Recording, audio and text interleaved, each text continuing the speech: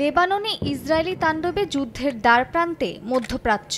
দেশটিতে একদিনে প্রায় 650 বিমান হামলা চালিয়েছে নেতানিয়াহু বাহিনী। লেবাননের স্বাস্থ্য মন্ত্রণালয় জানায়, দক্ষিণের বেকা ও বালপেক অঞ্চলের পাশাপাশি রাজধানী বৈরুতেও ব্যাপক বিমান হামলা হয়েছে। অব্যাহত হামলার মুখে দক্ষিণ লেবানন থেকে নাগরিকদের সরিয়ে নেওয়া হচ্ছে। হামলার ঘটনায় হতাহত হয়েছেন বহু মানুষ। নারী, শিশু ছাড়াও তাদের মধ্যে আছেন চিকিৎসা কর্মীও। তেল আবিবের দাবি, হিজবুল্লাহর 1300 ঘাঁটিতে এসব হামলা চালানো হয়।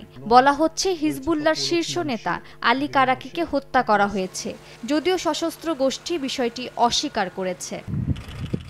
ইসরায়েলের প্রতিরক্ষা মন্ত্রণালয় হুঁশিয়ারি উচ্চারণ করে বলেছে, হামলা কেবল শুরু হয়েছে, কোনো অবস্থাতেই হিজবুল্লাহকে ছাড় দেয়া হবে না।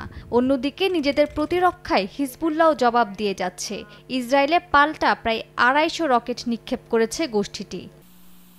দুপক্ষের চলমান সংঘাত বন্ধে মধ্যপ্রাচ্যের নেতাদের এগিয়ে আসার আহ্বান জানিয়েছেন জাতিসংঘ মহাসচিব আন্তোনিও গুতেরেস।